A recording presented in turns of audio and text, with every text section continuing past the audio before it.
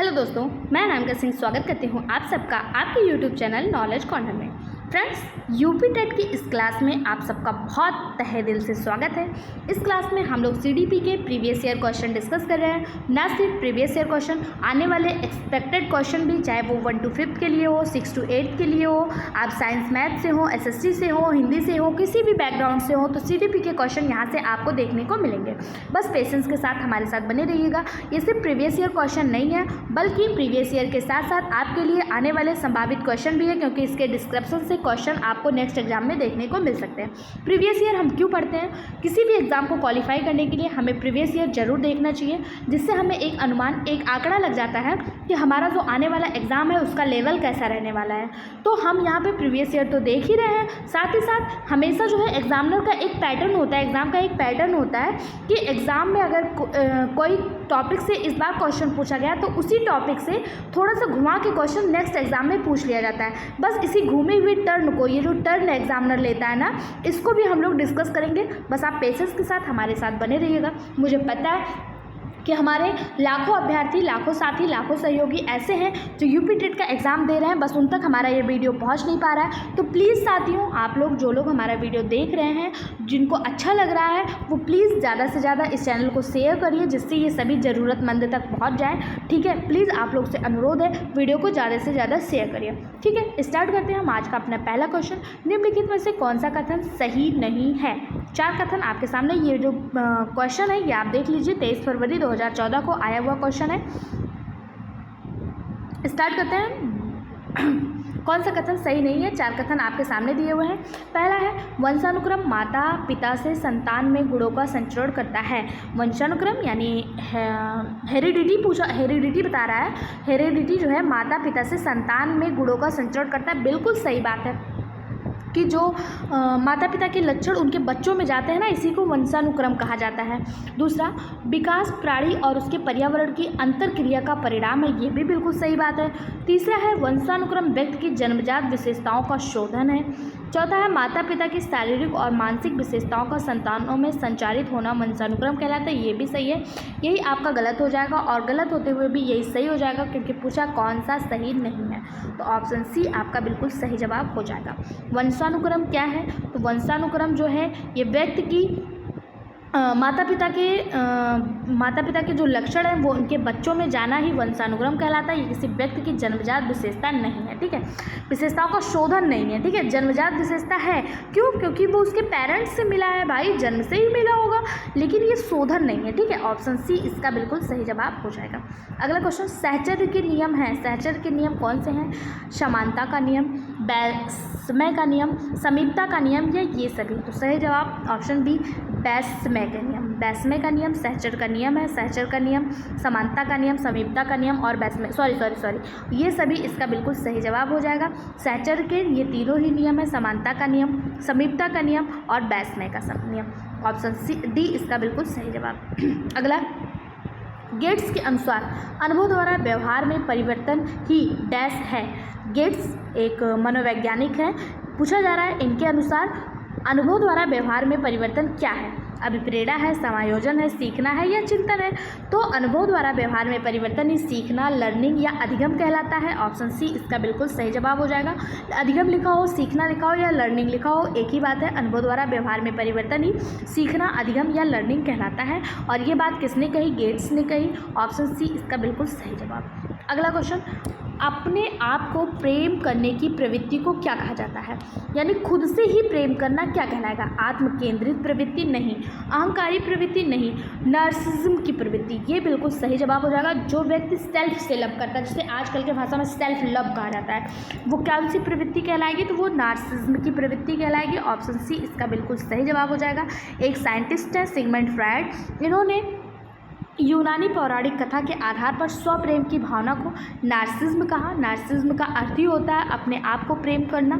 ठीक है, option C इसका बिल्कुल सही जवाब हो जाएगा। अगला क्वेश्चन, बुद्धि, मनुष्य की बुद्धि आगे की पीढ़ियों में संक्रमित होती है। डैश का कार्य इन जन्मजात योग्यताओं के विकास के लिए उपयुक्त परिस्थितियों का निर्माण करना है। मनुष्य की जो बुद्धि होती है, जो माइंड होता है, वो आगे की पीढ़ियों में संक्रमित होती है।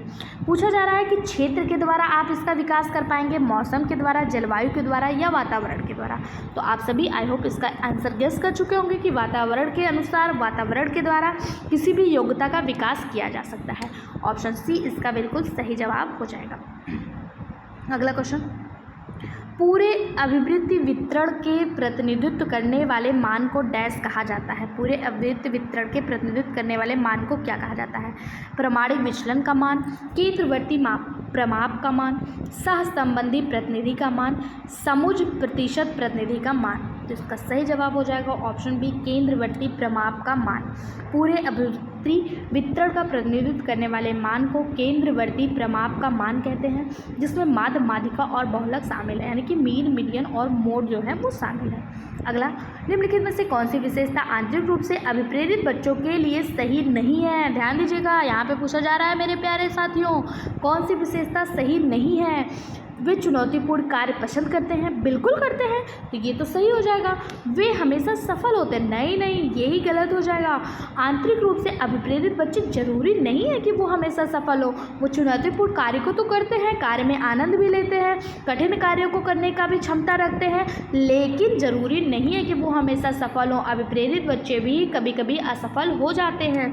तो ऑप्शन बी इसका बिल्कुल सही जवाब हो जाएगा कि ये सही नहीं है। अगला क्वेश्चन, बालक एक ऐसी पुस्तक है जिसका शिक्षक ने अधोपातन अध्ययन करना चाहिए। शिक्षक को अधोपातन अध्ययन करना चाहिए, यह कथन किसके द्वारा कहा गया? प्लूटो, अरस्तु, रूसो या रॉस। तो सही जवाब हो जाएगा ऑप्शन सी, रूसो। रूसो ने एक बात कही कि बालक एक ऐसी पुस्तक है जिसका शिक्षक को अधोपातन अध्ययन करना चाहिए, अधोपांत अध्ययन करना चाहिए। ऑप्शन सी यह कथन किसका है? रूसो का। अगला, बाल मनोविज्ञान के अनुसार शिक्षा के क्षेत्र में मुख्य स्थान किसका है? बालक, अध्यापक, अभिभावक या प्रशासक। सीधा सा पूछा जा रहा है कि शिक्षा के क्षेत्र में, एजुकेशन के क्षेत्र में, लर्निंग के क्षेत्र में केंद्र में किसको रखा जाएगा? तो केंद्र में हमेशा कौन रहेगा? बालक रहेगा। बाल मनोविज्ञान के अनुसार केंद्र में कौन रहेगा? बालक रहेगा। ऑप्शन ए इसका बिल्कुल सही जवाब हो जाएगा। वर्तमान जो हमारी शिक्षा प्रणाली है, जो NCF 2009 है, उसमें बालक को केंद्र में रखा गया है। ठीक है, बाल केंद्रित शिक्षा में शिक्षक, शिक्षण पद्धति सब बालक के हिसाब से ही प्रस्तुत किया जाएगा। ठीक, ऑप्शन ए इसका बिल्कुल सही जवाब हो जाएगा। अगला क्वेश्चन, सामान्यता से विशेष की तर्क की प्रक्रिया निम्नलिखित में से कौन सी पद्धति में है? सामान्य से विशेष की तर्क की प्रक्रिया आगमनात्मक, निगमनात्मक, ए और बी दोनों, इनमें से कोई नहीं। सामान्य से विशेष की ओर, तो देखिए सामान्य से विशेष की ओर और एक होता है विशेष से सामान्य की ओर। अगर आप उदाहरण से एग्जाम्पल से नियम की ओर चलते हैं तो आपका हो जाता है आगमनात्मक, लेकिन जब आप नियम से उदाहरण की ओर चलते हैं, एग्जाम्पल की ओर चलते हैं, तो वो हो जाएगा निगमनात्मक। और सामान्य से विशेष की ओर जो होता है यही होता है नियम से उदाहरण की ओर। ऑप्शन बी इसका बिल्कुल सही जवाब हो जाएगा। इसमें क्या होता है? नियम से उदाहरण की ओर चला जाता है। ठीक है, और नवीन समस्याओं को हल करने के लिए यह सबसे उपयुक्त विधि है। जैसे किसी चीज़ को जब आप पढ़ते भी हैं, आपने देखा होगा, जब आप किसी चीज़ को पढ़ते हैं तो सबसे पहले आपको उसका नियम बताया जाता है। फिर जैसे आपको पहले बता दिया जाएगा ग्रेविटी का नियम, गुरुत्वाकर्षण का नियम बताया गया, फिर आपको एग्जाम्पल बताया गया कि किस तरह। एग्जाम्पल जैसे सेब का नीचे गिरना, बॉल को हवा में उछालो तो नीचे आना, ये सब ग्रेविटी के एग्जाम्पल हो गए। तो इसी को क्या कहा जाता है? निगमनात्मक विधि। ऑप्शन बी इसका बिल्कुल सही जवाब हो जाएगा। अगला, बाल अवस्था की प्रमुख मनोवैज्ञानिक विशेषता क्या है? बाल अवस्था की प्रमुख मनोवैज्ञानिक विशेषता क्या है? चार ऑप्शन आपके सामने। पर निर्भरता यानी दूसरों पर निर्भर रहना, सामूहिकता की भावना, धार्मिकता, अनुकरणात्मक प्रवृत्ति का अभाव। तो जो बाल्यावस्था होती है, एडोलसेंस की जो अवस्था, चाइल्डहुड एज जो होती है, ये सामूहिकता की भावना रखती है, ग्रुप बनाकर चलने की भावना होती है। ऑप्शन बी इसका बिल्कुल सही जवाब हो जाएगा। जो बाल्यावस्था होती है इसमें बालक समूह में रहने की प्रबल इच्छा व्यक्त करता है, अपने आप को आत्मनिर्भर समझता है, पर निर्भर नहीं। आत्मनिर्भर रहता है, धार्मिकता की ओर नहीं उत्सुक होता है, वो सिर्फ मानसिक योग्यताओं में वृद्धि होती है, उसका शारीरिक विकास होता है, रचनात्मक कार्यों में उसका मन लगता है, अलग अलग फील्ड में वो जाना चाहता है, कभी वो क्रिकेटर बनना चाहेगा, कभी वो सिंगर बनना चाहेगा, मतलब वो उसका चारों तरफ मन लगता है, ठीक है, उसके रुचियों में परिवर्तन होता रहता है, ठीक। ऑप्शन बी इसका बिल्कुल सही जवाब हो जाएगा। कहीं भी कोई भी दिक्कत निसंकोच कमेंट बॉक्स में ज़रूर पूछिएगा, मैं आपके लिए कमेंट बॉक्स के माध्यम से, या आप कहेंगे तो एक लाइव सेशन लेकर, या आप कहेंगे टेलीग्राम चैनल पे, तो सारे डाउट्स क्लियर करने के लिए 24 आवर्स 24/7 अवेलेबल हूँ। बस आपको अपने कमेंट बॉक्स के माध्यम से बताते रहना है, अपनी प्रॉब्लम बताते रहना है, ओके। अगला क्वेश्चन है, किशोरावस्था में संवेगों की तीव्रता किस प्रकार प्रकट होती है? 4 ऑप्शन आपके सामने है। प्रतिकूल पारिवारिक संबंध, व्यवसाय की समस्या, नई परिस्थितियों के साथ समायोजन, या उपयुक्त में से सभी। किशोरावस्था, जिसे एडोलसेंस एज कहा जाता है, पूछा जा रहा है संवेगों की तीव्रता किस प्रकार प्रकट होती है? ये सभी इसका सही जवाब हो जाएगा। किशोरावस्था में अनेक प्रकार की परिस्थितियों के समायोजन समस्या के परिणाम स्वरूप संवैधानिक भावनाओं का विकास तीव्र हो जाता है। इसमें क्या होगा? प्रतिकूल पारिवारिक संबंध। प्रतिकूल पारिवारिक संबंध से क्या मतलब है? मतलब जो एडोलसेंस की एज होती है, इसमें बच्चा जो होता है अपना फ्यूचर डिसाइड करने लगता है, ठीक है, और वो अपने परिवार, मतलब उसके मम्मी पापा बताएंगे बेटा ये रास्ता गलत है, तो उसको अपने मम्मी पापा की बातें ना समझ में आ करके अपने दोस्तों की बातें ज़्यादा सही लगती हैं। इसी को प्रतिकूल पारिवारिक संबंध कहा जाता है।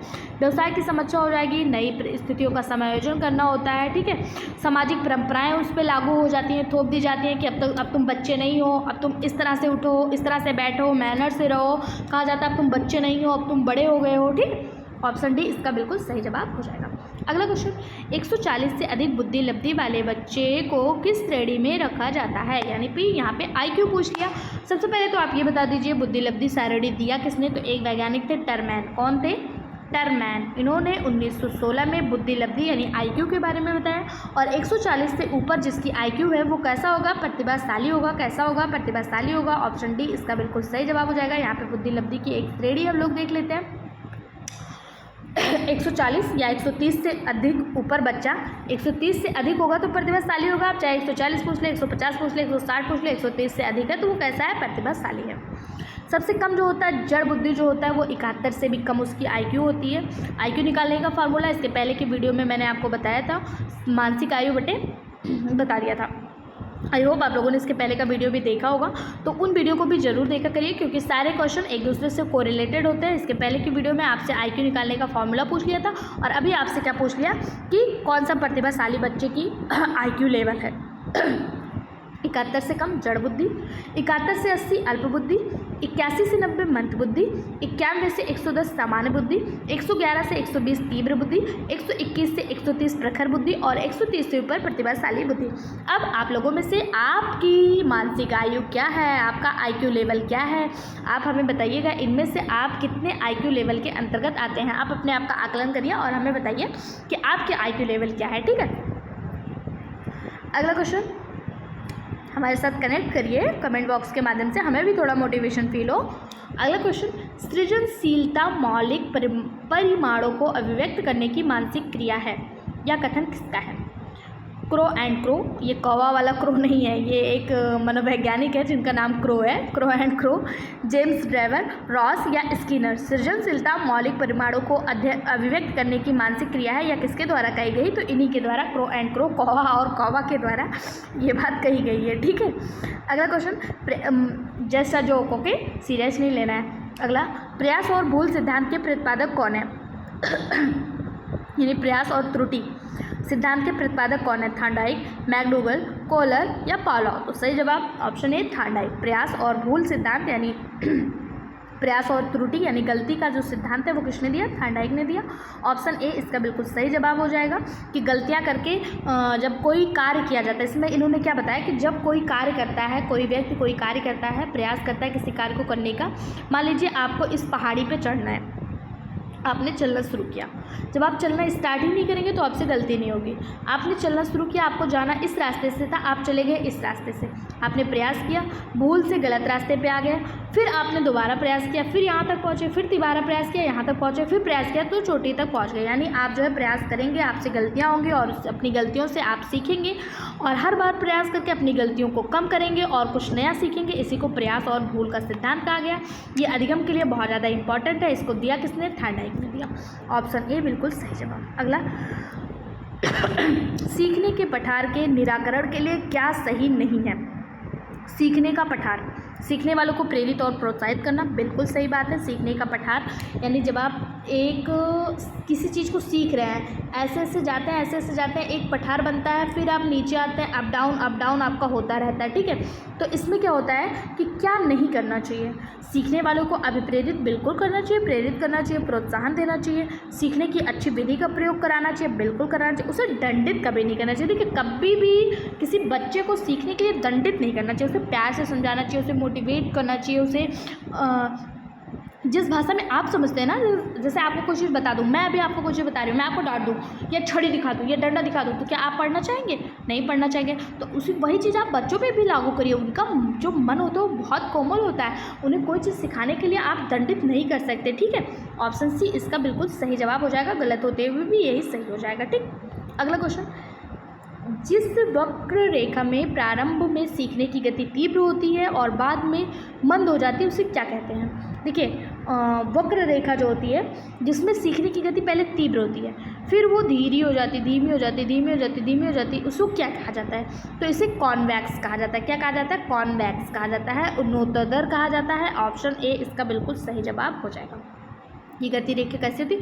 पहले तीव्र होती है, फिर धीरे धीरे धीरे कैसी होती है? धीमी हो जाती है, ठीक है। ऑप्शन ए इसका बिल्कुल सही जवाब हो जाएगा। अगला क्वेश्चन, व्यक्तित्व भिन्नता का अर्थ क्या है? व्यक्तित्व भिन्नता का क्या अर्थ है? दो व्यक्तियों में शारीरिक भिन्नता? बिल्कुल नहीं, उनके व्यक्तित्व का भिन्नता करना है ना, उनके शरीर का नहीं। उनकी शारीरिक संरचना कैसी, उनकी मानसिक कैसी है, वो सोचते कैसे हैं, वो कार्य कैसे करते हैं, इसे व्यक्तित्व भिन्नता कहा जाता है, ठीक है। तो ऑप्शन बी इसका बिल्कुल सही जवाब हो जाएगा। अगला क्वेश्चन, मानसिक स्वास्थ्य विज्ञान का प्रमुख उद्देश्य क्या है? बालक के मानसिक स्वास्थ्य की रक्षा करना, कुसमायोजन का निराकरण करना, ए और बी दोनों, या कोई नहीं। तो सही जवाब ऑप्शन सी ए और बी दोनों। मानसिक स्वास्थ्य विज्ञान का जो प्रमुख उद्देश्य है वो बालक के मानसिक स्वास्थ्य को बनाए रखना, उसकी रक्षा करना, और जो उसके दिमाग में गलत धारणा बैठ गई है उसको हटाना, उसको मिटाना, यानी कुसमायोजन का निराकरण करना, दोनों ही इसका उद्देश्य है। तो ऑप्शन सी इसका बिल्कुल सही जवाब हो जाएगा। अगला, निम्नलिखित 7 छात्रों के अंक इस प्रकार हैं। आपको दिया है 7 छात्रों के अंक दिया है और पूछा गया इनकी माध्यिका क्या होगी। तो माध्यिका निकालने का एक फार्मूला होता है n+1/2। आप सभी को पता होगा ये फार्मूला होता है। तो 7 छात्र हैं यानी n = क्या हो गया? आंकड़ों की संख्या हो गई, तो 7 हो गया, 7 + 1/2 कर दीजिए, तो कितना हो गया? 7 × 1 = 8 हो गया, 8/2 हो गया, 8/2 हो गया, यानी कि अब इसको काट दीजिए तो 4, यानी चौथा पद क्या आ रहा है? 50 आ रहा है, लेकिन ये आपका सही जवाब नहीं होगा। क्यों नहीं होगा? क्योंकि हम आंकड़ों को सबसे पहले आरोही क्रम में लिखते हैं, बढ़ते हुए क्रम में लिखेंगे तो सबसे छोटा क्या है? 23 है, फिर क्या है? 36 है, फिर क्या है? 38 है, फिर क्या है? 40 है, यानी चौथे नंबर पे हमको क्या मिल गया? 40 मिल गया, और 4 हमारा आया था, तो यही सही जवाब हो जाएगा। जरूरी नहीं है कि हम पूरे को पहले क्रम से बिछाएं फिर n+1/2 करें। हम पहले n+1/2 करके अपना पद निकाल लेंगे, कौन सा पद है, पहला, दूसरा, तीसरा आ रहा है, तो उतना ही पद निकाल के हम अपना आंसर मार्क करके आगे बढ़ जाएंगे। तो इसका सही जवाब ऑप्शन सी हो जाएगा। ये एग्जाम में टाइम बचाने के कुछ ट्रिक होते हैं। अगला क्वेश्चन, रुचि का संबंध किससे है? योग्यता, अवधान, ए और बी दोनों, इनमें से कोई नहीं। तो इसका सही जवाब हो जाएगा ऑप्शन सी, योग्यता और अवधान दोनों से रुचि का संबंध होता है। मनोवैज्ञानिक प्रो और क्रो के अनुसार रुचि जो है वह आंतरिक प्रेरक शक्ति है जो हमें किसी व्यक्ति, वस्तु या क्रिया के प्रति ध्यान देने के लिए प्रेरित करती है। इस प्रकार रुचि का अवधान से सीधा व घनिष्ठ संबंध भी होता है। मतलब देखिए, आप खुद से भी सोचिए ना, जैसे मान लीजिए आप पढ़ रहे हैं, आप पढ़ने बैठे हैं, आपको पढ़ने में मन लग रहा है, बहुत अच्छे से आप पढ़ रहे हैं, आपको चीज़ें याद हो रही, अचानक से कोई आपके सामने मोबाइल लेके रील लेके आ जाए, शॉर्ट वीडियो लेके आ जाए, या कोई आपका दोस्त आके कह रहे चलो खेलने चलते हैं, तो वो अवधान आ गया ना। तो जब वो अवधान आ गया, आप जिस मन से, जिस कंसंट्रेशन से पढ़ रहे थे ना, अब आप भले उसके साथ नहीं गए, लेकिन अब उस कंसंट्रेशन के साथ आप नहीं पढ़ पाएंगे। इसी को अवधान कहा जाता है, और रुचि का सीधा संबंध दोनों से होता है, ठीक है। ऑप्शन बी इसका बिल्कुल सही, ऑप्शन सी इसका बिल्कुल सही जवाब हो जाएगा। इसका सही जवाब ऑप्शन बी ही होगा, ठीक है। रुचि का संबंध किससे होता है? अवधान से होता है। अगला, सीखे हुए ज्ञान कौशल, मैं एक्सप्लेन तो सही कर रही हूँ, पर मेरा दिमाग देखिए, मेरे दिमाग में भी भूसा भर गया है, मैं ए और बी दोनों बता रही हूँ, ठीक है।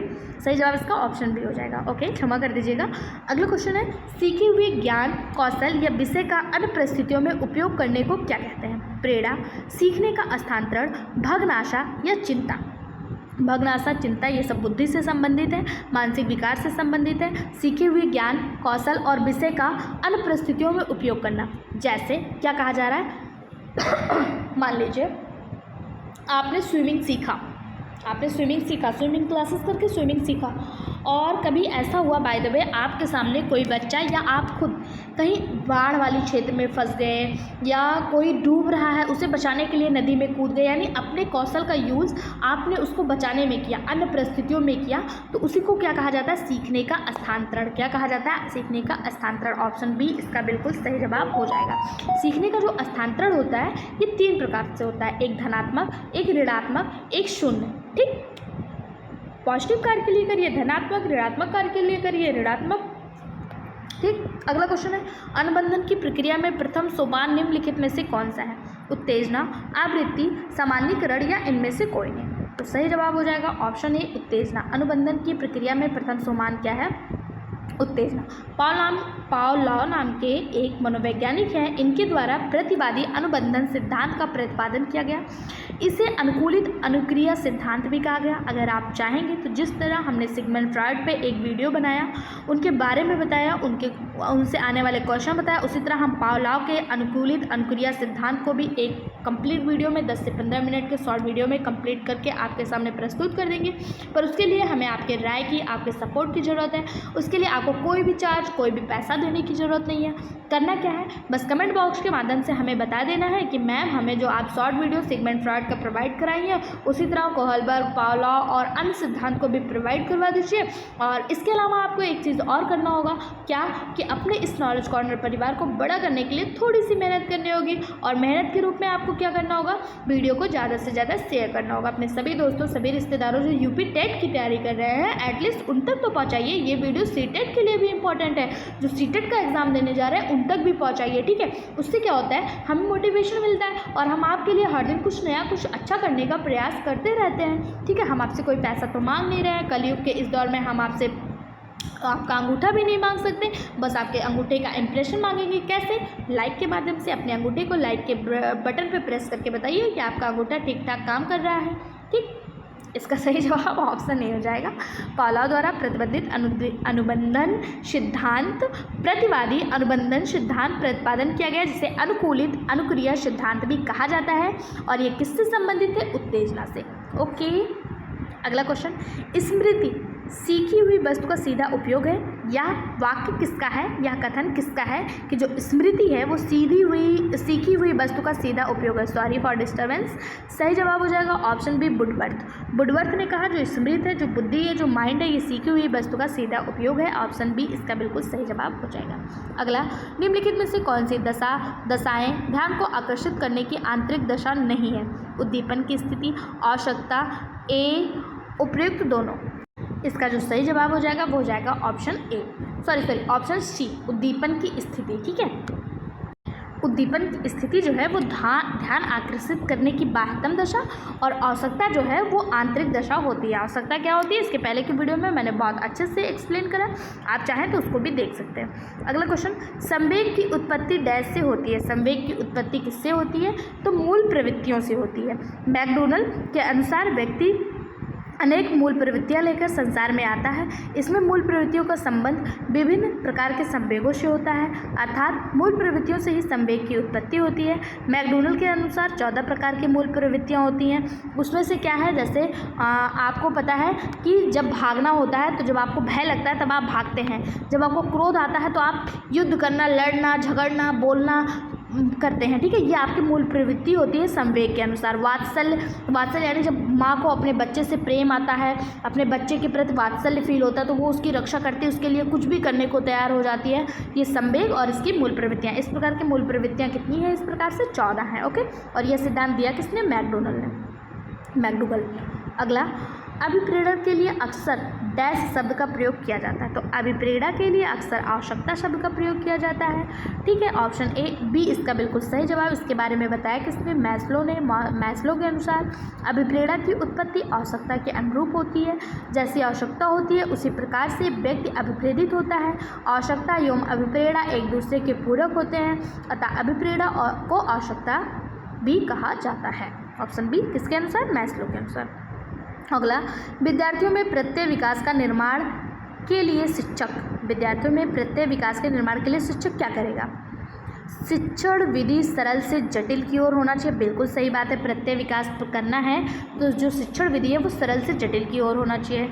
विद्यार्थियों को व्यापक अनुभव का अवसर प्रदान करना चाहिए। ये भी बिल्कुल सही बात है। विद्यार्थियों को निर्मित प्रत्यय के अंतरण का अवसर देना चाहिए। ये भी बिल्कुल सही बात है। यानी सभी क्रियाएं करनी चाहिए अगर विद्यार्थी का प्रत्यय विकास करना है तो। ऑप्शन डी बिल्कुल सही जवाब। अगला, चिंतन मानसिक क्रिया का ज्ञानात्मक पहलू है। चिंतन की यह परिभाषा किसने दी? चिंतन मानसिक क्रिया का ज्ञानात्मक पहलू है, यह परिभाषा किसने दी? रॉस ने दी थी। किसने? रॉस ने। ऑप्शन बी बिल्कुल सही जवाब हो जाएगा। अगला, कल्पना के विकास के लिए ज्ञानेंद्रियों को प्रशिक्षित करना चाहिए, कहानी सुनना चाहिए, रचनात्मक प्रवृत्ति के विकास पर ध्यान देना चाहिए या उपयुक्त सभी क्रियाएं करनी चाहिए। तो कल्पना करना यानी कि इमेजिन करने के लिए ज्ञानेंद्रियों को प्रशिक्षित करना चाहिए। कहानी सुनने से बहुत सारे इमेजिनेशन आते हैं दिमाग में। आपने छोटे बच्चों को देखा होगा, वो मोबाइल में वीडियो कार्टून देखते हैं तो वो अपने आप को उसी तरह इमेजिन करने लगते हैं। मैं राजकुमारी हूँ, मैं क्या हूँ, कौन कौन से वीडियो देखते रहते हैं, वो अपने आप को उसी तरह इमेजिन करने लगते हैं, अपनी एक अलग दुनिया बना लेते हैं। ठीक है, और रचनात्मक प्रवृत्तियों के विकास पर भी ध्यान देना चाहिए, यानी उपयुक्त सभी। इसका बिल्कुल सही जवाब हो जाएगा ऑप्शन डी। इस तरह CDP के 30 क्वेश्चन यहाँ पे कंप्लीट होते हैं। वीडियो कैसा लगा कमेंट बॉक्स में जरूर बताएं। नेक्स्ट वीडियो पाने के लिए चैनल को सब्सक्राइब, वीडियो को लाइक और सभी दोस्तों के साथ शेयर करें। Thank you.